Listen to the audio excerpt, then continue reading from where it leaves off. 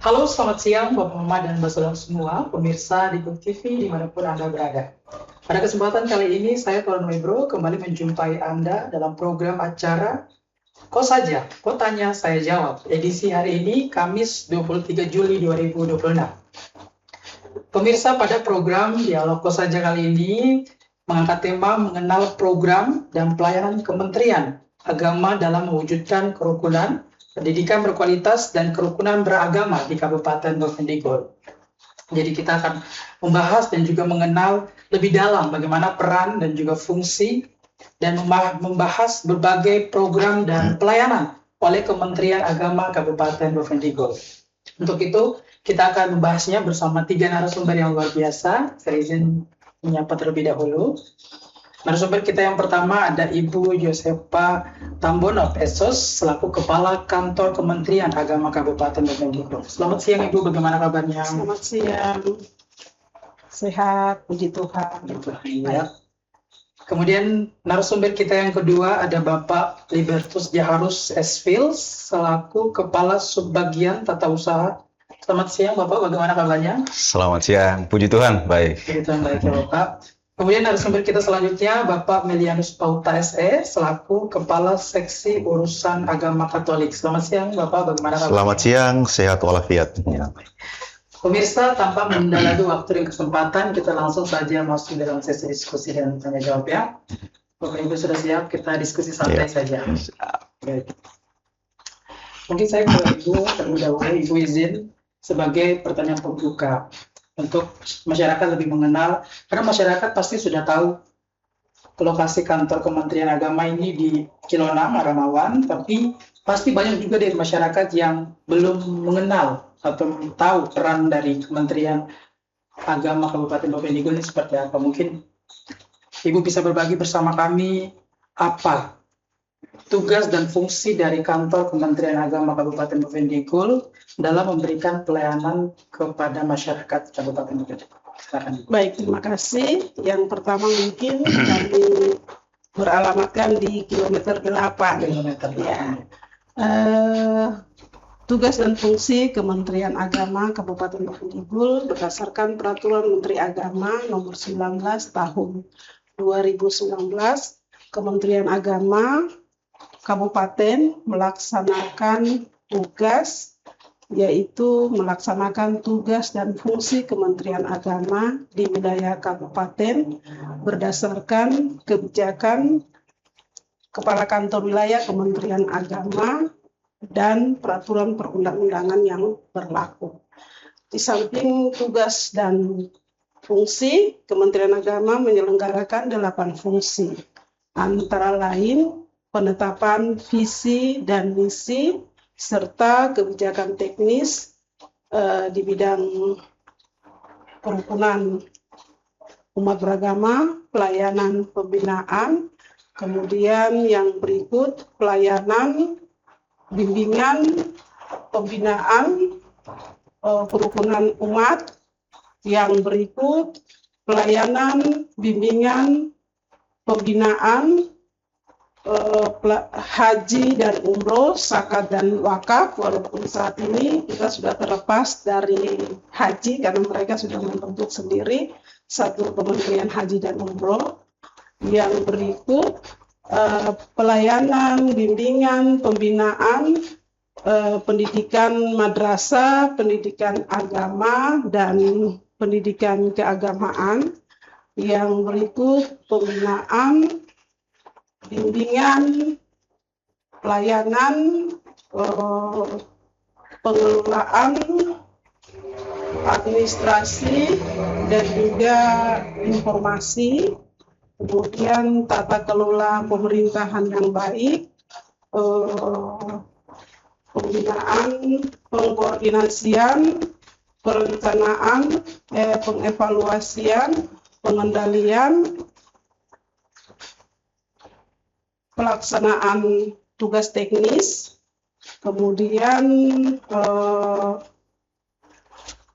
membangun hubungan kemitraan dengan instansi pemerintah daerah, dalam hal ini instansi vertikal, dan juga lembaga masyarakat di wilayah kabupaten. Kurang lebih ada 8 yang menjadi fungsi dari Kementerian Agama.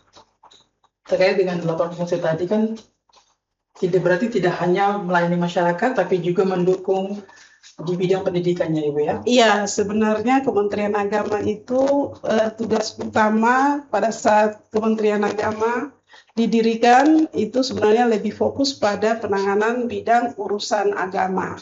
Tetapi seiring dengan perkembangan kemudian berkembang menjadi tusi utama selain urusan adalah pendidikan, karena ada pendidikan yang dikelola secara khusus di Kementerian Agama, dalam hal ini pendidikan keagamaan yang berciri khas keagamaan secara khusus. Baik, terima kasih banyak Ibu. Nanti kita bahas lebih lanjut. Baik. Saya izin beralih ke Pak Kasubag Tata Usaha nih Bapak. Pak Libert izin sebagai Kepala Subbagian Tata Usaha, mungkin Bapak bisa berbagi bersama kami apa saja tugas dan peran tata usaha sendiri dalam mendukung pelaksanaan program dan pelayanan di kantor Kementerian Agama Kabupaten Bovendigul. Silakan Bapak. Oke, baik. Terima kasih. Selaku Kasubag Tata Usaha di kantor Kementerian Agama Kabupaten Bovendigul, tugas utamanya membantu kepala kantor untuk melaksanakan tugas-tugas teknis dan administrasi, terutama yang berkaitan dengan yang pertama urusan perencanaan dan program, lalu kemudian yang kedua berkaitan dengan urusan kepegawaian, lalu kemudian yang ketiga juga berkaitan dengan urusan pengelolaan keuangan, lalu kemudian yang keempat berkaitan dengan urusan administrasi dan umum, dan yang kelima berkaitan dengan urusan humas dan juga data informasi. Itu beberapa hal yang dilakukan oleh Kasubag TU dalam membantu kepala kantor untuk menjalankan segala program ataupun kegiatan dan tugas-tugas yang ada di Kementerian Agama. Misalnya yang pertama berkaitan dengan perencanaan dan program. Kasubag TU telah sebagai koordinator dalam penyusunan program, dalam penyusunan perencanaan yang ada di kantor Kementerian Agama Kabupaten Bovendigul untuk setahun ke depan. Dan juga di samping itu, Kasubag TU juga sebagai koordinator dalam urusan kepegawaian. Misalnya untuk usulan KP per pegawai, lalu kemudian mutasi ataupun SKP, lalu kemudian juga dengan urusan pengelolaan keuangan, terutama dalam hal monitoring atau evaluasi pengelolaan keuangan ataupun anggaran yang ada di kantor Kementerian Agama Kabupaten Bovendigul. Nah, sedangkan yang berkaitan dengan administrasi dan umum itu terkait dengan hal-hal surat menyurat, kearsipan. Sedangkan yang terakhir berkaitan dengan humas, data, nah, itu terkait dengan penyediaan data dan pengelolaan data, juga berkaitan dengan hubungan dengan masyarakat. Nah, itu kira-kira beberapa hal yang menjadi tugas dari Kasubag TU. Baik, luar biasa ya Bapak, berarti cukup banyak ini. Ya. Tugasnya. Baik, terima kasih Bapak. Saya izin beralih ke Bapak Kepala Seksi Urusan Agama Katolik. Ya, Bapak Emilianus Pauta izin, Bapak. Tadi Ibu juga sudah menjelaskan salah satu tugas Kementerian Agama ini kan adalah memberikan pelayanan kepada seluruh umat beragama sesuai dengan bidang masing-masing. Khususnya untuk Seksi Urusan Agama Katolik, mungkin Bapak bisa berbagi bersama kami apa saja tugas dan fungsi dari Seksi Urusan Agama Katolik dalam melayani masyarakat seperti apa, Bapak? Silakan. Iya, baik. Terima kasih.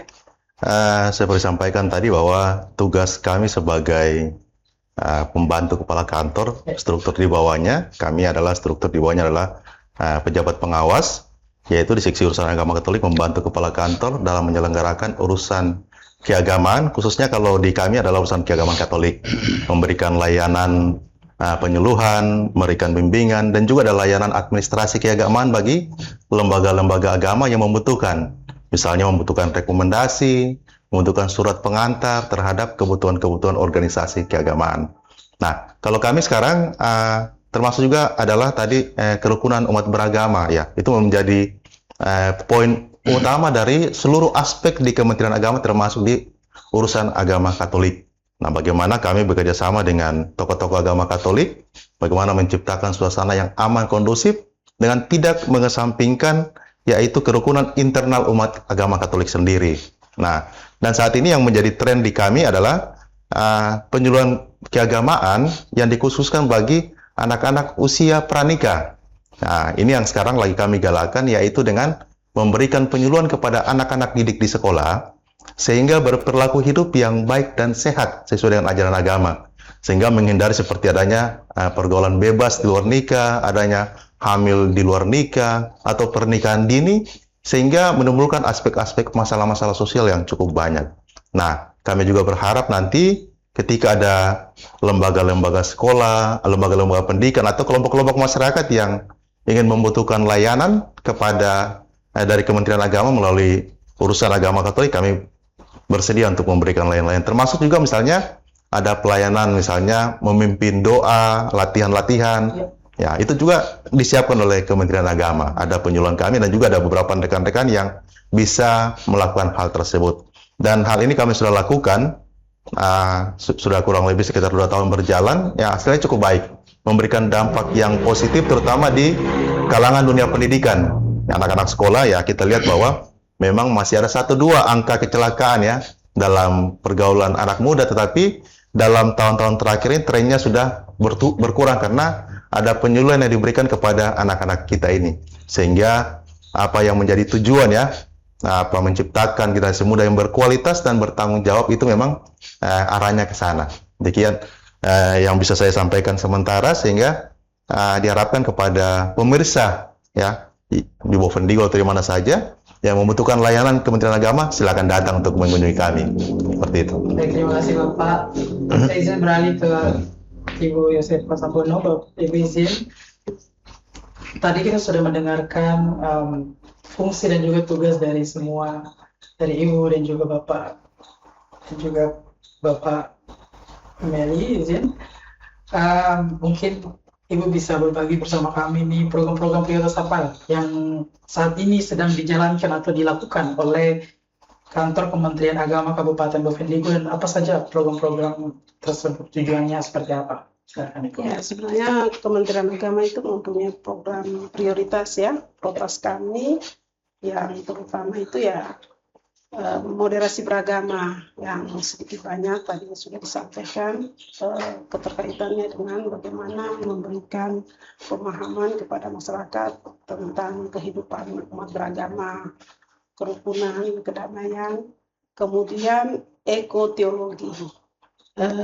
Bagaimana kita kembali untuk mencintai lingkungan, melakukan penanaman pohon-pohon di sekitar areal rumah ibadah, kemudian sekolah-sekolah yang ada di bawah binaan Kementerian Agama, sekolah-sekolah keagamaan, tetapi juga kepada kita para ASN Kementerian Agama untuk mencintai alam lingkungan kita. Kemudian pendidikan yang unggul itu juga masuk menjadi prioritasnya Kementerian Agama. Lalu transformasi digital, kemudian kurang lebih itu kalau kita lihat dengan situasi kita di Kabupaten Bovendigul. Artinya dari 8 prioritas Kementerian Agama, kita di daerah kemudian kita menyesuaikan lagi. Jadi kurang lebih kami bagian-bagian itu yang menjadi prioritas program kami. Hanya saja memang untuk tahun 2026 ini dari sisi penganggaran berdasarkan daftar isian pelaksanaan anggaran di Kementerian Agama, kami ada penajaman atau efisiensi, sehingga kegiatan-kegiatan yang biasanya kami lakukan langsung kepada masyarakat atau umat beragama untuk tahun 2026 ini anggarannya lebih banyak bersifat operasional satker saja, satuan kerja seperti alat tulis kantor, pemeliharaan kantor gitu. Sementara kalau kita lihat dengan prioritas-prioritas ini sebenarnya beberapa tahun silam, beberapa tahun lalu, 1-2 tahun belakang itu ketika anggaran Kementerian Agama itu ada, saya secara pribadi untuk kegiatan-kegiatan walaupun anggarannya kecil, saya lebih memilih melakukan itu di daerah distrik atau langsung ke kampung. Sudah beberapa yang kami lakukan. Pernah kami lakukan di distrik Ninati, pembinaan keluarga bahagia Katolik, kebetulan dari anggaran seksi urusan agama Katolik pada waktu itu. Pembinaan Dewan Paroki, penguatan kepada para umat yang biasanya membantu para pastor, karena memang tokoh agama kita yang Katolik, para pastor ini memang sangat sedikit. Kemudian yang tahun kemarin itu yang terasa memang kami lakukan pembinaan Dewan Paroki di Paroki Getentiri. Di Getentiri, Wakariop juga kami lakukan, dan walaupun dana yang kecil, kami bisa melakukan di daerah pinggiran di distrik, paroki, dan ada kementerian berdampak karena masyarakat kemudian mendapatkan informasi materi yang disampaikan, disiapkan juga makan, minum, kemudian dari anggaran yang kecil itu kami usaha sebaik mungkin itu ada feedback balik kepada masyarakat. Dalam hal ini kami memberikan bantuan atau menyalurkan berupa bahan makan kepada masyarakat. Beras, minyak, garam, dan itu sangat membantu masyarakat di sana dan mereka respon bahwa selama ini tidak pernah ada kegiatan yang sampai ke Getentiri, hanya baru pertama kali dilakukan. Terima kasih. Baik, Ibu, terima kasih Ibu. Saya izin beralih ke Pak Kasubag, izin. Mungkin ada yang mau ditambahkan terkait dengan yang tadi Ibu sudah menjelaskan program-program pelayanan dan juga membantu masyarakat. Mungkin dari bidang pendidikan sendiri ada program-program prioritas yang dilakukan oleh kantor Kementerian Agama Kabupaten Bovendigul. Terkait dengan program untuk pendidikan, kebetulan ada teman-teman memang yang menangani tentang pendidikan, baik di pendidikan Katolik, pendidikan Kristen, dan juga pendidikan Islam. Bahwa di Kabupaten Bovendigul ini ada begitu banyak memang sekolah yang bernaung di bawah yayasan keagamaan. Tetapi itu belum tentu pengelolaannya berada di bawah Kementerian Agama.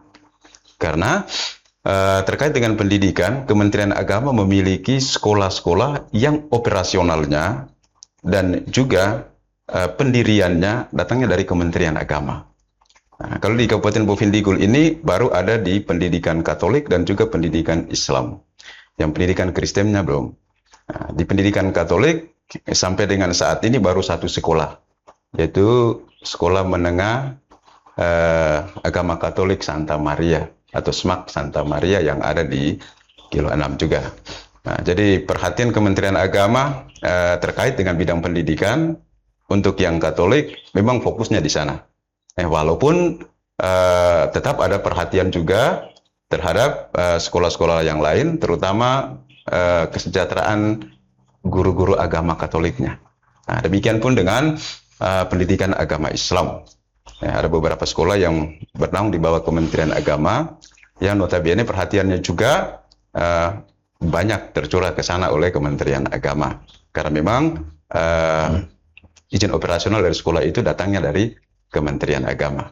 Nah, karena itu perhatian itu lebih pada kesejahteraan guru dan juga ketika memang ada bantuan terkait dengan pembinaan karakter. Lebih ke sananya, pembinaan karakter untuk siswa dengan maksud dan tujuan bahwa siswa yang mengenyam pendidikan di sekolah-sekolah keagamaan paling tidak karakter moralnya bisa terbentuk sehingga keluaran dari sana paling tidak memberi warna tersendiri bahwa kehidupan mereka lebih baik. Itu harapannya. Jadi gitu. Luar biasa Bapak. Terima kasih. Saya izin beralih ke Pak Kepala Seksi Urusan Agama Katolik Bapak Yanus izin. Mungkin ada yang ingin ditambahkan terkait dengan program-program dari Seksi Urusan Agama Katolik. Tadi Bapak juga sudah menyebutkan tentang penyuluhan untuk generasi muda, atau mungkin ada yang Bapak ingin tambahkan terkait dengan program-program tersebut seperti apa? Iya, baik, terima kasih. Iya, tadi seperti halnya sudah disampaikan oleh Ibu Kepala Kantor tadi, memang kita dalam 2 tahun ini dilakukan penghematan anggaran atau penajaman sehingga memang ada layanan bantuan sebenarnya di setiap seksi urusan agama, tetapi di 2 tahun terakhir ini tidak ada lagi. Ya, sehingga kami berpikir bagaimana menginisiatif sehingga layanan ini walaupun tidak ada secara fisik, tetapi ada secara administrasi atau secara dukungan. Jadi misalnya ada satu lembaga agama yang ingin mengajukan, misalnya satu gereja lah, ingin mengajukan bantuan dari Pemda Bovendigul atau provinsi atau dari kementerian, dari pusat.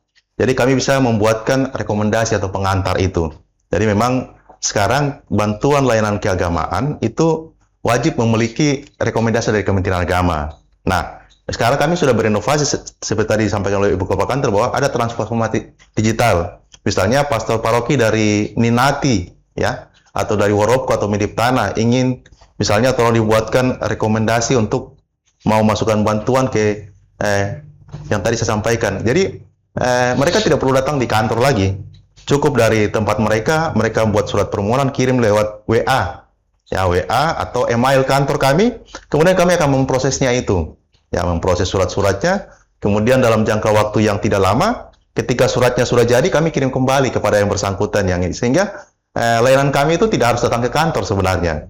Jadi di mana yang membutuhkan layanan, apalagi kalau misalnya hanya sekedar membutuhkan 1 lembar surat harus ke kantor agama, kan sayang sekali membuahkan biaya dan waktu dan tenaga, mungkin meninggalkan layanan yang lain. Sehingga kami juga seperti tadi katakan Ibu Kepala Kantor, kami melakukan transformasi digital. Jadi pelayanan bukan secara fisik tetapi secara digital ya, kita menggunakan media massa yang ada dengan kemajuan teknologi. Dan juga seperti tadi layanan-layanan penyuluhan ya. Yang lalu kan ketika kita melakukan penyuluhan ketika ada anggarannya. Namun sekarang kami berinisiatif bekerja sama dengan lembaga-lembaga agama atau sekolah-sekolah, karena kami kekurangan dana, maka kami menyisipkan misalnya ketika mereka ada kegiatan, kami menyisipkan program kami di situ sehingga secara anggaran kami tidak terlalu dibebani, dan juga yang penyelenggara kegiatan juga tidak dibebani misalnya harus mendatangkan petugas penyuluh, harus membayar. Jadi kami tidak menerima bayaran ya, gratis itu penyuluhan. Itu salah satu tupoksi kami ya, sehingga seperti tadi misalnya dari Getentiri atau dari yang jauh, ketika ada signal internet ya bisa menghubungi salah satu nomor di kami ya, di Kementerian Agama, atau nanti kami sampaikan juga ada ada alamat emailnya. Kalau bisa email, kalau kadang-kadang sekarang praktis menggunakan WA ya, WhatsApp. Jadi mengirimkan pesan kepada kami dengan surat yang jelas. Kemudian siapa yang pemohonnya ya akan kami respon. Nah, tapi sebelum dibalas akan ada pertanyaan memenuhi syarat-syarat standar apa sehingga dapat kami berikan layanan. Jadi tidak serta-merta itu layanan secara fisik, tapi juga layanan secara digital. Jadi kepada masyarakat yang mau ya membutuhkan layanan kami ya tidak harus datang juga sebenarnya. Jadi misalnya kalau yang jauh itu sayang sekali kalau datang, apalagi kalau misalnya hujan yang tinggi, kemudian jalan yang kurang bagus, harus datang mengeluarkan biaya yang cukup banyak, ya kami bisa memangkas itu sehingga bisa secara digital. Seperti itu. Luar biasa, terima kasih Bapak. Sebelum kita membahas lebih jauh bagaimana peran Kantor Kementerian Agama Kabupaten Bovendigul, kita akan break iklan sebentar. Bapak Mama dan Mbak Saudara semua, kita akan break iklan sebentar. Jangan kemana-mana, tetap bersama kami.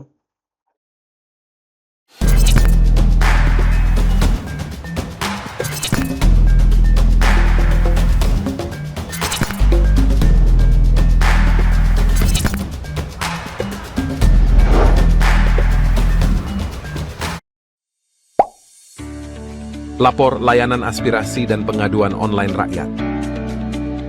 SP4N merupakan sistem pengelolaan pengaduan pelayanan publik nasional, adalah integrasi pengelolaan pengaduan pelayanan publik secara berjenjang pada setiap penyelenggara dalam kerangka sistem informasi pelayanan publik. Adapun layanan aspirasi dan pengaduan online rakyat, Lapor, adalah aplikasi umum pengelolaan pengaduan pelayanan publik yang melalui berbagai platform seperti website lapor.go.id, aplikasi mobile, dan sebagainya. Cara melapor yang baik dan benar melalui form pengaduan di Lapor. Bagaimana sih cara melapor yang baik dan benar melalui form pengaduan? Pertama-tama, ketahui dahulu arti dan fungsi dari form pengaduan.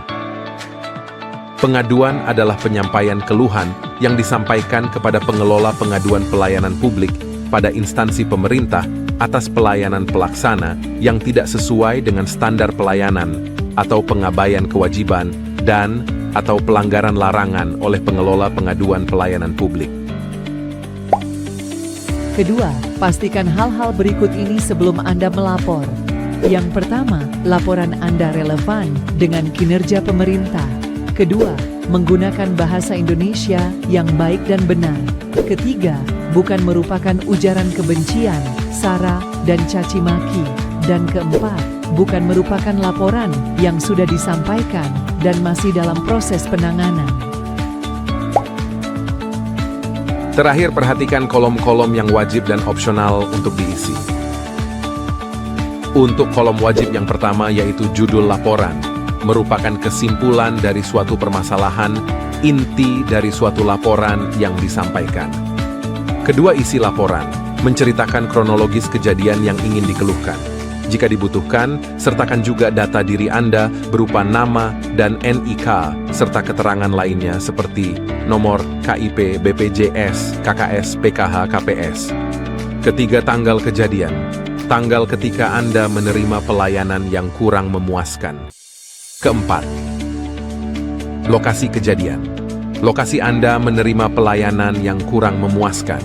Lebih spesifik, Anda menginput lebih baik. Untuk kolom opsional yang pertama, instansi tujuan. Instansi yang berwenang terhadap pengaduan yang diberikan. Kedua, kategori laporan. Kategori yang sesuai dengan laporan yang diadukan. Ketiga, anonim. Membuat nama Anda tidak muncul pada halaman publik SP4N Lapor. Keempat, rahasia. Membuat laporan Anda tidak muncul pada halaman publik SP4N Lapor. Misalnya pada isi laporan, Anda menyertakan nomor identitas. Maka jika pertimbangannya demi keamanan data Anda, sebaiknya dirahasiakan. Pastikan Anda mencentang anonim dan rahasia untuk laporan yang bersifat sensitif dan mengandung data diri. Kelima, lampiran.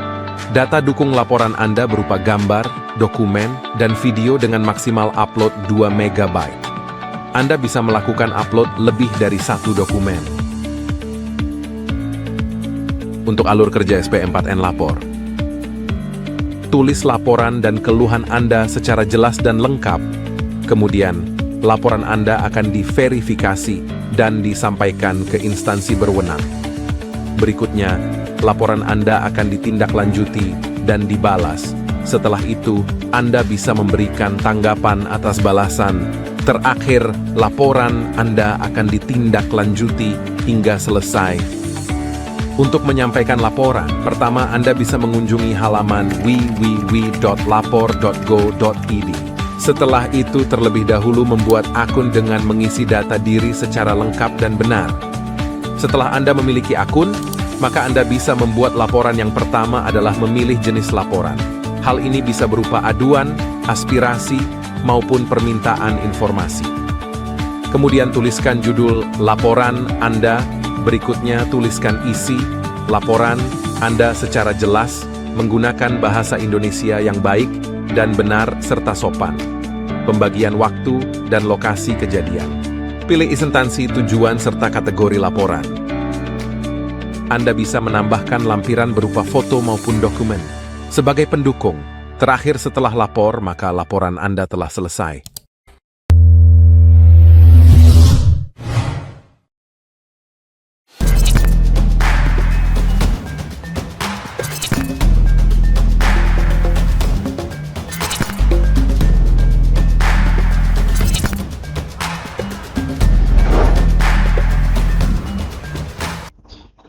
Terima kasih Bapak Mama dan Mbak Saudara semua, Anda masih tetap bersama kami. Masih dalam program acara Kosaja, Kotanya Saya Jawab, di mana kita membahas bagaimana peran dan juga fungsi dan membahas bagaimana berbagai program-program Kantor Kementerian Agama Kabupaten Bovendigul untuk melayani masyarakat. Untuk itu kita langsung saja melanjutkan sesi diskusi dan tanya jawab kita ya. Bapak. Saya izin untuk Pak Kasubag, izin. Tadi juga Pak Kepala Seksi sudah menyebutkan bahwa pelayanan Kementerian Agama Kabupaten Bovendigul ini sudah berbasis digital ya. Layanan administrasi apa saja nih yang dapat diakses masyarakat di kantor Kementerian Agama, serta inovasi apa saja nih yang telah dilakukan untuk meningkatkan kualitas pelayanan masyarakat? Silakan Bapak. Oke, baik. Kementerian Agama sejauh ini telah menyediakan layanan-layanan yang bersifat digital, terutama terkait dengan hal-hal yang misalnya permintaan rekomendasi ataupun yang berkaitan dengan permintaan petugas doa. Nah, itu bisa disampaikan melalui WA Kementerian Agama ataupun melalui Instagram dari Kementerian Agama ada, juga melalui email resmi Kementerian Agama. Lalu kemudian ada beberapa hal juga, misalnya terkait dengan data. Di Kementerian Agama sejauh ini mengumpulkan data melalui tokoh-tokoh agama, dan itu kemudian dikelola kembali oleh teman-teman yang kami percayakan sebagai pengelola data di Kementerian Agama. Dan data itu kemudian akan dipublikasikan. Nah, sehingga masyarakat semua ketika mau mencari tahu tentang data yang ada di Bovendigul ini terutama terkait dengan data keagamaan, baik itu data umat, data rumah ibadah, ataupun data-data lembaga keagamaan, maka kemudian bisa mencari tahunya lewat akun Facebook resmi Kementerian Agama Kabupaten Bovendigul ataupun Instagram Kementerian Agama Kabupaten Bovendigul. Kalau misalnya tidak mau sibuk untuk datang langsung ke Kementerian Agama, maka media-media itu bisa dijadikan sebagai wadah untuk bisa mencari tahu tentang hal-hal yang tadi itu. Lalu kemudian terkait dengan digital, teman-teman di Kementerian Agama ada yang sudah memulai inovasi baru. Misalnya sedalik itu pengumpulan data lewat link oleh teman-teman. Lalu kemudian ada juga yang menyangkut pendidikan digital. Jadi itu terobosan-terobosan baru yang kemudian bisa membantu teman-teman yang selama ini dalam tanda kutip mungkin masih kurang pemahamannya tentang operasional komputer ataupun program-program yang ada di dalam laptop. Jadi ada beberapa teman yang sudah memiliki inovasi baru, sehingga teman-teman yang merasa kekurangan dalam hal-hal itu bisa langsung masuk ke aplikasi, bukan aplikasi lah, semacam karena aplikasi itu kan berarti kita paling tidak kita punya web sendiri dulu. Semacam ada pembelajaran tersendiri bagi teman-teman, sehingga kemudian kemampuan semakin terasa. Sehingga dengan demikian mereka juga mampu untuk menyediakan hal-hal yang diperlukan oleh masyarakat luas nanti. Tetapi sejauh ini masih berkaitan dengan yang permohonan-permohonan tadi. Itu yang bersifat digital untuk sejauh ini. Mudah-mudahan ke depan ketika memang anggaran sudah memungkinkan, kami bisa menerobos lebih jauh lagi dan lebih luas lagi. Baik. Berarti terkait dengan pelayanan, berarti masyarakat yang di kampung-kampung tidak perlu untuk ke kantor ya, cukup bisa menghubungi nomor WhatsApp dan juga email yang dari Kementerian Agama. Terkait dengan permohonan rekomendasi ataupun misalnya terkait dengan permohonan untuk pendirian rumah ibadat, bisa lewat itu, tetapi tetap kami melihat lagi persyaratan-persyaratannya, apakah terpenuhi atau tidak. Nah, kalau misalnya persyaratannya belum terpenuhi, maka kami akan komunikasi lagi untuk kemudian dipenuhi dulu, walaupun pengiriman berkas-berkasnya itu lewat digital. Nah, tetap kami lihat lagi, kalau memang sudah terpenuhi, baru bisa diproses lebih lanjut. Jadi begitu. Baik, terima kasih banyak Bapak. Saya beralih ke Ibu Kepala Kantor, Ibu izin. Kabupaten Bovendigul ini kan memiliki keberagaman suku dan juga budaya dan agama tentunya, yang menjadi kekayaan Bovendigul itu sendiri. Nah, bagaimana upaya apa saja nih yang dilakukan Kementerian Agama dalam menjaga serta memperkuat kerukunan antar umat beragama di Kabupaten Bovendigul ini, apa saja, Bang? Ibu? Ya, baik, terima kasih. Jadi biasanya kami melakukan pertemuan koordinasi karena per masing-masing internal ya umat beragama dulu dengan menggandeng tokoh agama, pimpinan lembaga keagamaan, pertemuan-pertemuan di tingkat misalnya toga khusus untuk Kristen saja yang memang kami sudah lakukan waktu itu di triwulan 1.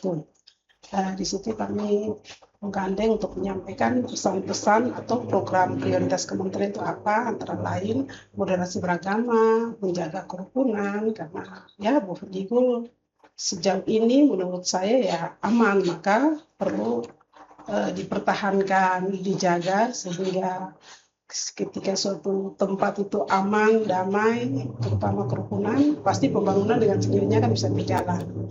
Jadi biasanya kami melakukan pertemuan-pertemuan internal dulu, yang memang kami punya konsep nanti di triwulan 3 atau triwulan 4 kita akan bentuk satu diskusi besar, diskusi lintas agama yang melibatkan beberapa tokoh agama dari 5 unsur ini.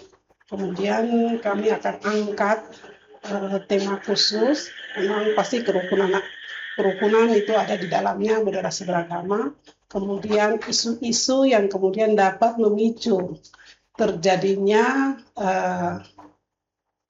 gesekan-gesekan di tengah-tengah umat. Kita ada EWS, Early Warning System, upaya pencegahan sebelum itu terjadi, maka kami sudah diskusikan untuk nanti kami akan lakukan diskusi lintas agama itu. Yang kami lihat yang sejauh ini biasanya permasalahan itu timbul karena pengurusan rumah ibadah, izin pendirian rumah ibadah. Tetapi kami lihat yang sedikit kelihatan juga di Bovendigul ini permasalahan tentang perkawinan beda agama. Itu yang kami mau duduk bersama untuk kami rumuskan satu rekomendasi bersama, sehingga ketika ada perkawinan beda agama, minimal si A yang mau pindah mengikuti calonnya ke agama si B, mungkin paling tidak ada rekomendasi dari gereja asalnya atau lembaga asal agamanya bahwa dia sudah resmi akan berpindah dan mendapatkan rekomendasi, sehingga bisa mengikuti proses pemberkatan atau pernikahan. Dan dengan beda agama itu mengikuti salah satu ya aman-aman saja, karena sejauh ini kita lihat memang ada di beberapa golongan agama yang tidak mengakui perkawinan beda agama, misalnya saudara-saudara kita yang Muslim. Kita, lewat kegiatan diskusi yang nanti kita buat ini, kita bisa mendapatkan satu rekomendasi bersama untuk bagian juga dari menjaga kerukunan itu. Demikian. Terima kasih banyak Ibu. Saya izin beralih ke Bapak Kepala Seksi Urusan Agama Katolik. Bapak izin, salah satu tugas Kementerian Agama ini kan adalah melakukan pembinaan kepada umat sesuai dengan bidang masing-masing. Iya. Khususnya di Seksi Urusan Agama Katolik, untuk pembinaan keagamaan apa saja nih yang rutin diberikan kepada umat Katolik khususnya di Kabupaten Bovendigul? Iya, baik. Selama ini kami dari Kementerian Agama sudah melakukan pembinaan rutin. Nah, salah satunya adalah pembinaan di warga lapas Tanah Merah, itu kami lakukan tiap minggu bersama dengan teman-teman yang Kristen dan Islam. Jadi ada, kalau tidak salah hari Selasa itu, hari Rabu, ya itu ada pembinaan. Jadi kelompok yang Kristen kumpul di Kristen, yang Katolik-Katolik, Islam-Islam, kemudian ada penyuluh kami yang melakukan pelayanan. Nah, selain itu juga ada kelompok-kelompok umat lainnya yang diberikan pelayanan. Misalnya kalau kami di Katolik itu ada kelompok umat di Stasi Mawan, itu secara rutin juga diberikan pelayanan pembinaan, dan juga itu ada di kelompok beberapa lingkungan di Tanah Merah ini. Nah, itu tiap minggu rutin dilakukan pelayanan. Nah, pelayanan itu tentang bagaimana memimpin ibadah yang baik, ibadah sabda, bagaimana membawakan lagu-lagu gereja yang baik, khususnya di Mada Bakti, dan juga bagaimana menjadi petugas-petugas gereja yang baik, misalnya jadi PPA. Jadi memang skop kita memang karena keterbatasan anggaran, maka kami lebih cenderung kepada wilayah pelayanan dari paroki Etikurus Tanah Merah. Jadi di pelayanan Tanah Merah. Tapi kalau misalnya ada permintaan layanan dari paroki-paroki lain seperti misalnya dari Asiki, Getentiri, Mindip Tanah, Waroko, Ninati, dan Wakareok, itu kami siap ke sana.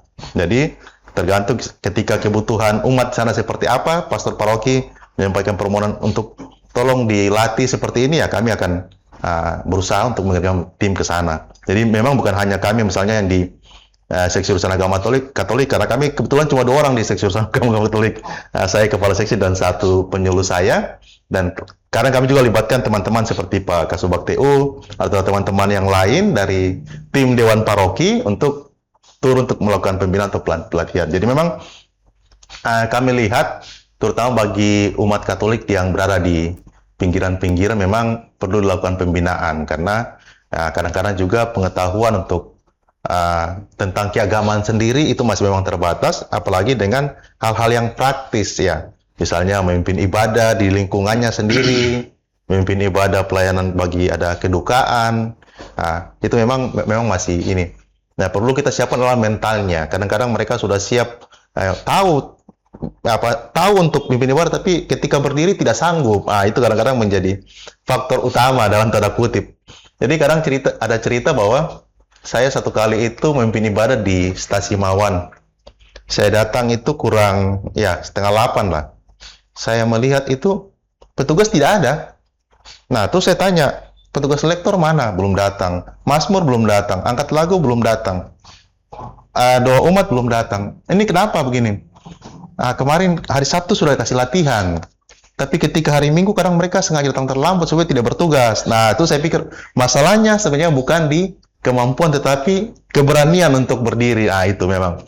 Jadi memang selain diberikan materi-materi tadi itu, memang kita sekarang beralih kepada keberanian untuk berdiri di depan umum. Itu yang betul kita memberikan pembekalan kepada mereka supaya seperti tadi tugas-tugas yang sudah dibagi itu berjalan dengan baik ya.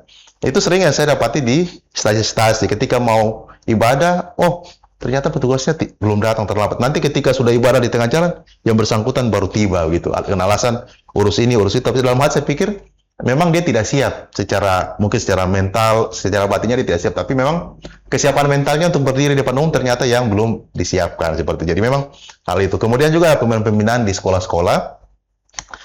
Kami menyurat atau menyampaikan kepada sekolah-sekolah terutama tentang pembinaan karakter. Nah, pembinaan karakter itu seperti tadi disampaikan oleh Ibu Kepala Kantor dengan Bapak Kasubag TU. Jadi ketika ada sekolah melakukan misalnya MPLS, penerimaan siswa baru, ataupun ada jam-jam agama tertentu yang mungkin disisipkan pembinaan-pembinaan tadi itu. Jadi bukan hanya kelompok masyarakat, ada kelompok siswa juga yang selalu dibina. Kalau di teman-teman di urusan Kristen itu mereka membuka layanan di sekolah-sekolah seperti pos pelayanan. Jadi rutin 1 bulan 1 kali mereka lakukan pertemuan bersama yang skalanya cukup besar. Jadi satu sekolah itu dikumpulkan semua di satu aula kemudian melakukan pembinaan. Kalau kami di Katolik kadang-kadang itu 2-3 rombel yang digabungkan. Tidak bisa semua karena sangat banyak itu, kalau apalagi yang siswa-siswa Katolik memang cukup banyak, sangat banyak. Jadi jadi kami berupaya supaya paling tidak walaupun secara anggaran finansial itu memang kecil, tetapi kami berupaya supaya tugas dan fungsi kami itu optimal ya. Ya, kadang-kadang juga kami misalnya di seksi Katolik atau yang teman-teman lain mau ke Mindip Tanah tidak ada anggaran ya, kadang kami minta Ibu Kepala Kantor, Bu, mungkin dari yang lain ada bisa bantu ke sini kah, kami ada kunjungan ke sini, bisa difasilitasi kendaraan kantor dan segala macam untuk kita bisa melakukan pelayanan ke sana. Jadi tidak tergantung pada satu unit kerja saya, tapi kadang-kadang kami berkolaborasi. Jadi misalnya kalau ke Asiki, ya misalnya Kasubag TU Kepala Kantor ke sana, mungkin ada yang unsur layanan keagamaan, misalnya seperti pendidikan Islam, urusan agama Islam atau Kristen, Katolik bisa sama-sama jalan ke sana. Jadi sehingga dana yang minimalis itu kita optimalkan tugas dan fungsi pelayanan kami seperti itu. Berarti pada Kementerian Agama ini semuanya berkolaborasi ya? Iya, betul ya. Tapi apakah penyuluhan seperti ke Stasi Mawan, Stasi Asiki, itu apakah melibatkan masyarakat sebagai penyuluhan atau mungkin semuanya dari tim Kementerian Agama sendiri? Iya, Kalau saat ini memang kami dari Kementerian Agama sendiri juga melibatkan tokoh-tokoh agama yang lain. Misalnya kalau ada suster atau pastor yang kami bisa gandeng, atau mungkin tokoh-tokoh umat Katolik, misalnya ketua Dewan Stasi atau Dewan Paroki yang memang sudah cukup lama berkecimpung di bidang gereja, ya kami juga ajak juga untuk ke sana gitu. Jadi bukan hanya kami sendiri seperti itu. Iya. Baik, terima kasih Iya. Bapak. Saya izin beralih ke Ibu Kepala Kantor, Ibu izin. Selain tadi Pak Kepala Seksi juga sudah sempat menyinggung, selain pelayanan keagamaan, Kementerian Agama juga memiliki peran penting untuk mendukung di bidang pendidikan. Bagaimana upaya Kementerian Agama Kabupaten Bovendigul meningkatkan pendidikan yang berkualitas, keagamaan yang berkualitas, baik di madrasah maupun di sekolah keagamaan yang lain? Baik. Kementerian Agama secara khusus tusi pendidikan itu sudah melekat, dan bahkan ini dia sudah ada di kriteria teratas. Kalau yang tadinya urusan yang dominasi, sekarang kita lihat dari sisi penganggaran dan lain-lain, anggaran Kementerian Agama itu justru anggaran pendidikan itu mempunyai posisi yang jauh lebih besar. Ya, lebih besar ya. Maka kontribusi dari Kementerian Agama terhadap pendidikan itu memang sangat tinggi. Salah satu contoh, sekolah menengah agama Katolik SMAK yang ada ini di Tanah Merah itu mulai dari pembangunan RKB-nya sampai saat ini honor gurunya semua itu dibiayai dari Kementerian Agama. Nah, kemudian madrasah pun demikian. Untuk peningkatan kompetensi guru-guru melalui Kementerian Agama dilakukan PPG, pendidikan profesi guru. Jadi kalau sekolah keagamaan yang di bawah Kementerian Agama berarti itu ada juga guru mata pelajaran selain guru-guru agama yang tersebar di sekolah umum. Jadi Kementerian Agama menangani guru sertifikasi. Jadi sebelum guru sertifikasi itu ranah seleksi dan lain-lain itu ada di Kementerian Agama. Kemudian peningkatan kompetensi guru melalui workshop, diklat-diklat, itu kami di Bovendigul beberapa kali menjadi tuan rumah penyelenggaraan kegiatan workshop, seminar atau diklat yang dilaksanakan oleh Balai Diklat Kementerian Agama dari Jayapura. Dan puji Tuhan karena dengan dilaksanakan di Lotus Bovendigul, berarti jumlah peserta kan jauh lebih banyak ketimbang kita mengirim keluar. Jadi untuk pengembangan pendidikan itu dari Kementerian Agama memang memiliki andil yang besar, walaupun memang dari pemerintah daerah juga ada turut membantu dalam segi pendanaan, pembangunan, misalnya di madrasah yang saya lihat tahun kemarin itu mendapatkan alokasi anggaran dari Pemda untuk penambahan rombel. Kalau untuk pembayaran belanja pegawai juga, selain mereka mengikuti PPG setelah lulus, itu untuk pembayaran tunjangan sertifikasinya juga itu masuk dalam daftar isian pelaksanaan anggaran Kementerian Agama. Jadi tidak hanya guru-guru yang diangkat oleh Kementerian Agama, tetapi juga guru Pemda yang notabene mengajar pendidikan agama. Maka ketika mereka lulus sertifikasi, pembayarannya juga itu dilakukan oleh Kementerian Agama, bukan Pemda, walaupun mereka diangkat oleh Pemda, seperti itu. Berarti guru-guru yang sebagai ujung tombak pendidikan ini juga diberikan pembinaan dan juga workshop ya? Iya. Untuk peningkatan kompetensi, karena untuk pendidikan kan setiap tahun regulasi selalu berubah dan memang jangan sampai murid lebih daripada guru, maka memang guru itu perlu ditingkatkan kualifikasinya. Betul. Terima kasih Ibu. Saya izin beralih ke Kakak Subak. Bapak izin, dari semua program-program yang kita bahas dan juga di bidang pendidikan maupun keagamaan, jika kita melihat atau mungkin melihat program-program tersebut, pasti masyarakat juga ingin mengetahui bagaimana dampak dan juga manfaat dari program-program tersebut. Mungkin Bapak bisa berbagi bersama kami, menceritakan bersama kami bagaimana manfaat dari program-program tersebut yang dilihat secara langsung seperti apa, Bapak. Silakan. Oke, baik. Tadi sudah disinggung oleh Kasih Urusan dan oleh Kepala Kantor baru memang fokus tugas kami itu pada urusan dan juga pada pendidikan.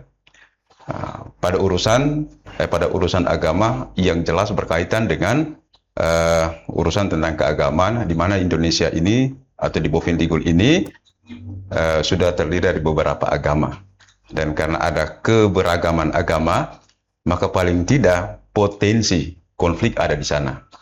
Potensi konflik ada di sana. Karena itu salah satu program yang seringkali dicanangkan dan juga sudah dilaksanakan di Kementerian Agama tadi, sudah disinggung sama Ibu Kepala Kantor, itu EWS, Early Warning System, sistem pencegahan dini atau pendeteksian dini, sehingga kemudian dari jauh-jauh hari sebelumnya kita sudah bisa melihat potensi konflik apa yang akan terjadi. Ketika sudah ada keberagaman seperti ini. Maka terhadap potensi-potensi itu, kemudian adakan dialog internal ataupun dialog antar umat beragama supaya kemudian sama-sama meredam apa yang menjadi potensi itu. Sehingga potensi itu tidak akan berkembang lalu kemudian betul-betul menjadi konflik. Jadi itu yang pertama. Lalu kemudian yang dicanangkan juga oleh Menteri Agama adalah tentang moderasi beragama terkait dengan urusan agama. Moderasi beragama ini bukan untuk menciptakan ajaran baru, tetapi moderasi beragama ini penekanannya supaya semua umat beragama betul-betul paham dan mengerti akan ajaran agamanya masing-masing. Sehingga kemudian ketika paham dan mengerti tentang ajaran agamanya masing-masing, maka menurut ajaran agamanya juga dia boleh melaksanakan kehidupannya, boleh berkomunikasi dengan orang lain, atau boleh menerapkan ajarannya itu di dalam kehidupannya. Yang masalahnya ketika ada oknum yang kemudian menerjemahkan ajaran dari agamanya dengan pikirannya sendiri, sehingga kemudian yang diajarkan oleh agama sebenarnya bukan seperti itu, tetapi menurutnya seperti itu, sehingga terjadilah hal-hal yang tidak diinginkan dalam kehidupan bermasyarakat. Maka terhadap hal-hal seperti ini ya memang Kementerian Agama ambil peran di sana, supaya ada pendeteksi dini terhadap potensi konflik, sehingga kemudian bisa diredam jauh-jauh hari sebelumnya. Itu yang pertama, terkait dengan urusan agama. Lalu kemudian terkait dengan pendidikan. Sekarang juga Kementerian Agama, oleh Menteri Agama yang sekarang, dia mencanangkan program kurikulum baru yang namanya dengan kurikulum cinta. Lagi-lagi kurikulum ini bukan menciptakan suatu sistem baru, tetapi kurikulum ini hanya melahirkan hal-hal yang menjadi prioritas dari Kementerian Agama, yang kemudian prioritas itu diselipkan di dalam kurikulum yang sudah ada.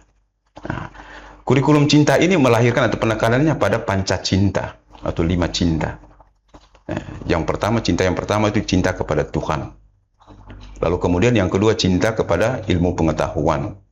Lalu yang ketiga, cinta kepada lingkungan hidup. Sehingga Kementerian Agama sedang gencar-gencarnya juga melakukan ekoteologi, perhatian terhadap lingkungan hidup, penanaman pohon, dan lain sebagainya. Lalu cinta yang keempat adalah cinta terhadap diri dan juga terhadap sesama. Lalu kemudian yang kelima adalah cinta tanah air. Jadi kurikulum cinta ini lagi-lagi saya katakan bukan berarti ada kurikulum baru yang kemudian dipaksakan diberlakukan di sekolah-sekolah yang ada, tidak. Tapi kurikulum ini, penekanan dari kurikulum ini diharapkan untuk bisa diselipkan pada kurikulum yang sudah ada. Sehingga kemudian berdasarkan pancacinta ini, output dari pendidikan-pendidikan yang sudah ada betul-betul melaksanakan kehidupannya atas dasar cinta tadi. Sehingga kemudian dia punya hati untuk mencintai Tuhan, kemudian punya kemauan untuk mencari ilmu pengetahuan, cinta terhadap ilmu pengetahuan, sehingga dia tidak hanya sebatas SD atau kemudian ada kecenderungan untuk putus sekolah di tengah jalan, tetapi karena ada cinta terhadap ilmu pengetahuan, dia selalu merasa diri kurang. Kalau sudah selalu merasa diri kurang, paling tidak dia ada keinginan untuk mencari, menambah, sehingga pada saatnya dia memiliki ilmu pengetahuan yang memadai. Demikian pun dengan cinta terhadap lingkungan. Dari kali lalu SMAK sudah pernah melaksanakan itu, penanaman pohon walaupun di sekitar lingkungan SMAK, tetapi itu merupakan salah satu bukti bahwa kurikulum ini sudah mulai dijalankan. Ekoteologi, cinta terhadap lingkungan. Nah, lalu kemudian yang keempat tadi cinta diri, cinta terhadap diri dan juga cinta terhadap sesama. Mengapa harus cinta terhadap diri dulu? Karena apa? Karena perkembangan dunia zaman sekarang ini sudah banyak menawarkan hal-hal yang menggiurkan. Ada yang memang bersifat positif, tetapi ada juga yang negatif. Terhadap hal negatif ini yang perlu memang diantisipasi. Jangan sampai ada yang tidak terlalu sayang dengan dirinya, sehingga kemudian terjebak dalam hal-hal yang negatif. Katakan mungkin terjebak dalam kebiasaan untuk konsumsi narkoba, minum minuman keras, atau kita di Bovendigul ini seperti ganja dan lain-lain sebagainya. Itu kan bukti kalau dia tidak terlalu sayang terhadap dirinya. Nah, karena itu Menteri Agama juga memang sengaja mencanangkan itu supaya paling tidak ada rasa cinta, ada rasa sayang terhadap diri. Sehingga kemudian kehidupan pribadi kita selalu terarah pada hal yang baik lah. Demikian pun setelah mencintai diri, baru kemudian mencintai sesama. Ketika kita mencintai sesama, maka cinta yang diberikan kepada sesama itu paling tidak tolak ukurnya pada cinta terhadap diri. Paling tidak ya kembali lagi ke ajaran Kristiani kita. Cinta sesama seperti mencintai diri sendiri. Lalu kemudian yang terakhir cinta tanah air. Jadi Menteri Agama selalu mengajarkan kepada sekolah-sekolah yang bernaung di bawah Kementerian Agama, paling tidak diajarkan juga kepada siswa-siswi supaya memiliki komitmen untuk menjaga persatuan dan kesatuan, walaupun kita ini tergabung dari berbagai latar belakang yang berbeda, baik itu agama, suku, ras, golongan, tetapi paling tidak di tengah keberagaman itu punya rasa yang sama untuk tetap menjaga persatuan dan kesatuan ini. Sehingga paling tidak ketika semuanya itu berjalan dengan baik, masyarakat pasti akan mengalami kedamaian, keharmonisan, kenyamanan di dalam hidup ini. Saya kira itu beberapa hal yang perlu saya tambahkan. Oh iya, terima kasih banyak Bapak. Saya ingin beralih ke Pak Kepala Seksi Urusan Agama Katolik, Bapak izin. Tadi Pak Kasubag sudah bercerita tentang manfaat dari dampak-dampak program tersebut. Tapi dalam menjalankan pelaksanaan program ini kan pasti tidak luput dari kendala dan juga hambatan maupun tantangan. Mungkin Bapak bisa berbagi bersama kami apa tantangan terbesar yang dihadapi Kementerian Agama dalam memberikan pelayanan kepada masyarakat di Kabupaten Bovendigul, dan bagaimana Kementerian Agama mengatasi atau strategi apa yang dilakukan, Bapak? Iya, baik, terima kasih. Ya, kita melihat bahwa tantangan untuk melakukan layanan di Kementerian Agama Kabupaten Bovendigul memang cukup besar. Yang pertama, tantangan internal adalah sumber daya kami, terutama finansial keuangan, memang sangat terbatas. Itu tantangan yang pertama. Tantangan yang kedua adalah memang kadang-kadang umat kita ini, kalau kita sampaikan misalnya mereka membutuhkan apa, kadang mereka tidak menyadari apa yang mereka butuhkan. Itu yang pertama tantangan. Sehingga kadang-kadang layanan yang kami berikan itu sepintas hanya menjadi pengetahuan yang cuma lewat begitu. Ya, itu memang tantangan yang besar, seperti karena merubah perilaku sebenarnya. Ya, perilaku yang dulu menjadi yang baru itu memang agak susah memang seperti itu. Tapi memang perlu itu menjadi suatu tantangan yang memang harus kita kita harus terus berupaya terus, jangan hanya karena 1-2 kali ya. Memang harus terus-menerus kita lakukan sehingga kehidupan itu menjadi lebih baik sebenarnya. Jadi misalnya kita contoh-contoh misalnya fasilitas-fasilitas umum yang ada di sekitar Kota Tanah Merah, di Bovendigul kan banyak dirusak sama oknum tidak bertanggung jawab. Itu salah satu indikator sebenarnya. Sebenarnya layanan kita itu belum berdampak. Karena apa? Karena kehidupan moral dan kehidupan kebersamaan itu belum merasakan bahwa ketika ada fasilitas umum yang disediakan oleh pemerintah, maka kita harus merawat dan menjaganya. Karena itu untuk kebutuhan bersama. Salah satu indikatornya seperti itu. Nah, kemudian juga yang menjadi tantangan juga ketika ada seperti tadi disampaikan oleh Bapak Kasubag bahwa seseorang menerjemahkan ajaran agama dengan tafsiran pemikirannya. Nah, itu menjadi tantangan yang sangat berat. Memang ada beberapa tempat kemarin kami sudah mendapatkan informasi tentang hal itu, sehingga menjadi dilema bagi ada tokoh-tokoh agama menyampaikan seperti itu. Jadi tapi memang kami tetap akan berusaha untuk bagaimana mengatasi hal-hal tersebut. Jadi memang karena itu akan berdampak kepada kehidupan sosial masyarakat yang lebih luas, bahkan sampai pada titik-titik tertentu akan menjadi pemicu yang menjadi suatu gerakan intoleransi sebenarnya. Jadi memang kami di Seksi Urusan Agama Katolik memang sangat berupaya untuk mengatasi hal tersebut. Nah, kami bekerja sama dengan tokoh-tokoh agama, ya, misalnya kepada pastor-pastor paroki, suster, dan juga dewan-dewan paroki atau tokoh-tokoh umat lainnya yang berada di kampung-kampung, di pelosok-pelosok, untuk selalu menekan bahwa apabila ada hal-hal yang bersifat hoax, ya, yang tidak menjadi dasar hukumnya, tidak menjadi dikeluarkan oleh orang-orang yang berkompeten, maka hal itu tidak perlu kita layani seperti itu. Dan menjadi tantangan yang terbesar adalah kemajuan zaman dan era digitalisasi, era zaman set, era yang sekarang itu menjadi kadang apa yang kita pikirkan harus seperti ini, kadang tidak seperti itu. Karena apa? Generasi muda punya cara berpikir yang berbeda. Nah, itu menjadi tantangan-tantangan, sehingga memang bukan hanya kami Kementerian Agama yang akan melakukan program kami, bahwa program kami ini hebat dan bagus, tetapi kami juga mengharapkan feedback dari masyarakat. Masyarakat memberikan masukan, wah, mungkin dengan pendekatan seperti ini kurang tepat, mungkin seperti ini, ya, seperti itu ya. Kami juga sebagai manusia biasa juga yang punya keterbatasan, juga mengharapkan pendapat dari masyarakat menjadi feedback untuk kami untuk memperbaiki layanan kami. Dan yang terakhir bahwa ada juga link-link kami tentang survei-survei yang kami lakukan terhadap kelompok-kelompok masyarakat, survei kepuasan masyarakat sebenarnya, ya.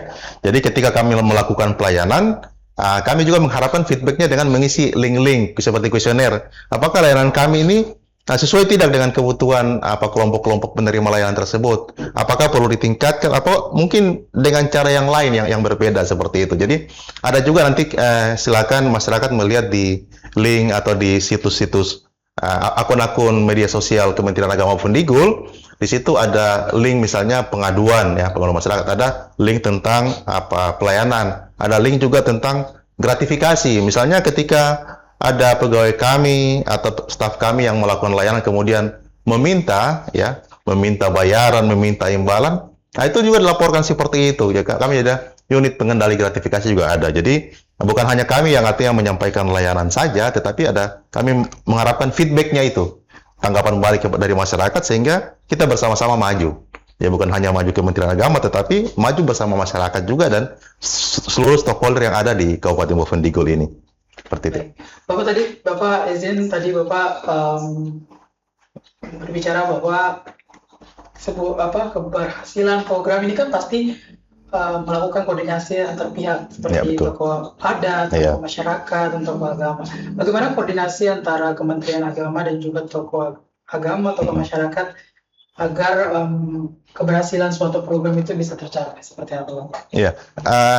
Kadang-kadang kami melakukan pendekatan-pendekatan yang informal sebenarnya, ya. Ketika bertemu di suatu acara, suatu kesempatan, kadang kami singgung-singgung. Permisi, Pastor, kami ada rencana kegiatan ini, mungkin tanggapan Pastor seperti apa? Atau mungkin ada kepala tua-tua adat kita di sini. Jadi mereka akan menyampaikan, masukan-masukan, ya, seperti itu. Jadi memang pendekatan kita itu secara informal sebenarnya, tidak formal. Karena kadang-kadang kalau pendekatan formal, kadang orang akan kaku untuk mengeluarkan pendapat, atau ragu-ragu, atau bahkan juga tidak mau berpendapat ketika hal yang kita ciptakan forum resmi. Tetapi yang banyak kami dapatkan informasi kadang-kadang di forum-forum tidak resmi, pendekatan-pendekatan personal yang selalu kami lakukan untuk mendapatkan masukan-masukan seperti itu. Ya. Baik, terima kasih banyak Bapak. Saya izin beralih ke Ibu Kepala Kantor. Ibu izin terkait dengan rencana jangka pendek maupun jangka panjang ke depannya ini, Ibu. Untuk rencana jangka pendek dan jangka panjang ke depan, apa program atau inovasi yang akan menjadi fokus Kementerian Agama Kabupaten Bovendigul ke depannya seperti apa, Ibu? Ya, baik, terima kasih. Untuk jangka pendek yang tadi sudah disampaikan oleh Pak Kasubag dan Bapak Kepala Seksi Agama Katolik dari Protesnya Kementerian Agama, memang kami sudah melaksanakan yang namanya digitalisasi. Jadi memang ke depan kami berharap bahwa layanan-layanan yang sudah kami laksanakan melalui digitalisasi ini bisa menjangkau kepada masyarakat. Tetapi apabila masyarakat juga tidak, karena untuk digitalisasi memang mempunyai HP smartphone, ya, HP, data, dan lain-lain, sehingga layanan kantor itu tetap diberlakukan. Artinya tidak hanya online, tetapi secara baik di kantor juga kami laksanakan. sementara untuk jangka panjang ke depan, memang kami punya mimpi ke depan bahwa kami akan lebih kepada bagaimana penghematan kertas. Jadi paperless. Dan ini kami sudah mulai berjalan perlahan, karena kami tidak lagi melihat kertas-kertas konsep-konsep di meja itu secara manual. Kami sudah tidak. Konsep itu kami lakukan langsung by tablet. Kemudian saya sudah mengarahkan juga, karena kami di kantor itu kami ada membentuk yang namanya pelayanan terpadu satu pintu (PTSP). Maka semua tamu yang datang itu semua dilayani melalui PTSP. Kalau bisa diselesaikan di PTSP jauh lebih bagus, tidak perlu lagi ke sesi teknis kalau yang sifatnya universal, yang umum. Tetapi kalau membutuhkan konsultasi khusus teknis, maka diarahkan ke teknis. Jadi sebagai contoh misalnya surat masuk, surat itu tidak diantar lagi ke depan. Itu konsep kami ke depan, bahwa surat itu langsung di-scan. Kemudian lembar disposisi itu sudah dalam bentuk soft copy, itu langsung dikirim ke Kasubag TU, karena Kasubag TU sebagai motor untuk administrasi. Kemudian Kasubag tinggal mendispo, terus dikirim balik ke bagian umum. Nah, kemudian bagian umum tinggal meneruskan ke teknis mana yang ditujukan sesuai dengan lembar disposisi. Sehingga kita tidak melihat lagi kertas-kertas itu jalan. Karena dokumen administrasi yang fisik itu terlalu banyak dan itu memenuhi ruangan, dan itu menurut kami tidak efektif dan tidak efisien. Maka sekarang sudah eranya digitalisasi, kenapa kita tidak memanfaatkan teknologi yang sudah ada yang baik ini? Hanya memang ke depan yang kami pikirkan jadi permasalahan kami itu adalah jaringan. Jaringan ini yang kami membutuhkan jaringan yang stay, yang cukup, sehingga ke depan kami bisa bekerja, karena semua aplikasi yang dikelola oleh Kementerian Agama sekarang sifatnya sudah by system. Kami naik pangkat juga, kami tidak kirim berkas lagi sekarang. Yang kami kirim adalah link dokumen yang kami kirim. Dan untuk file-file semua, kami sudah beberapa tahun ini menyuarakan kepada semua ASN Kementerian Agama tidak lagi menyimpan arsip secara manual. Ketika butuh, telepon ke rumah, cari di lemari, cari di map, seperti itu. Tetapi sudah tersimpan pada Google Drive, sehingga ketika ada di Jayapura, ada di Jakarta, di mana ada permintaan mendadak, kami sudah bisa. Apalagi gaji kami sekarang sudah berbasis web. Sejak Februari 2026, kami gaji sudah web dan sudah dialihkan ke kanwil. Kami sudah tidak mengelola, sehingga memang sekarang mau tidak mau, suka tidak suka, kita memang ASN Kemenak Bovendigul atau untuk secara skala umum ASN Kementerian Agama itu dituntut untuk meningkatkan kompetensi, khususnya penguasaan tentang IT. Dan puji Tuhan di kantor melalui Pak Kasih Urusan beberapa kali, dan proyek perubahannya itu salah satunya adalah memberikan pendampingan atau sosialisasi, mentoring atau coaching kepada teman-teman ASN yang mungkin masih keterbatasan terkait dengan IT. Seperti itu, Pak. Baik, terima kasih Ibu. Semoga rencana-rencananya dapat berjalan dengan lancar ya Ibu. Baik, saya izin beralih ke Bapak Kepala Seksi. Bapak izin terakhir sebagai closing statement, apa pesan Bapak dan harapan Bapak kepada seluruh masyarakat Kabupaten Bovendigul ini agar bersama-sama mendukung program Kementerian Agama Kabupaten Bovendigul serta menjaga kerukunan, toleransi, dan kehidupan yang damai di Kabupaten Bovendigul ini. Yang izin Bapak untuk lihat ke kamera. Iya, baik. Saya sebagai Kepala Seksi Jurusan Agama Katolik berpesan kepada seluruh masyarakat Bovendigul bahwa mari kita bersama-sama untuk selalu menjaga kehidupan dan kerukunan umat beragama, terutama mari kita menjalankan ajaran keagamaan kita masing-masing dengan kepercayaan kita masing-masing dengan sebaik-baiknya. Saya yakin dan percaya bahwa ketika kita menjalankan ajaran agama kita masing-masing dengan baik, maka orang lain pun akan merasa senang dan bahagia, bukan hanya kita saja. Sehingga saya berharap bahwa kita sekalian sebagai umat yang beragama, mari kita menjalankan ajaran agama kita dengan sebaik-baiknya untuk kehidupan bersama yang lebih baik. Saya kira itu dari saya. Luar biasa, terima kasih banyak Bapak. Saya izin beralih ke Pak Kasubag. Bapak izin terakhir sebagai closing statement, apa pesan dan harapan Bapak kepada seluruh masyarakat Kabupaten Bovendigul ini agar bersama-sama mendukung program-program Kementerian Agama serta menjaga kerukunan, toleransi yang damai di tengah bersamaan Kabupaten Bovendigul ini. Silakan kami izin untuk lihat kamera. Oke, baik, terima kasih. Selaku Kasubag TU pada kantor Kementerian Agama Kabupaten Bovendigul, saya hanya berpesan bahwa Kementerian Agama Kabupaten Bovendigul sudah ada sejak tahun 2006, walaupun letaknya agak jauh dari dalam kota, dari pusat kota. Dia ada di kilometer 8, tadi bukan kilometer 6 ya, tapi ada di kilometer 8 arah Mindip Tanah. Nah, kehadiran kami tentunya memiliki tugas dan juga tanggung jawab demi kebaikan dan juga kesejahteraan masyarakat yang kami layani, terutama berkaitan dengan urusan agama dan juga yang berkaitan dengan urusan pendidikan.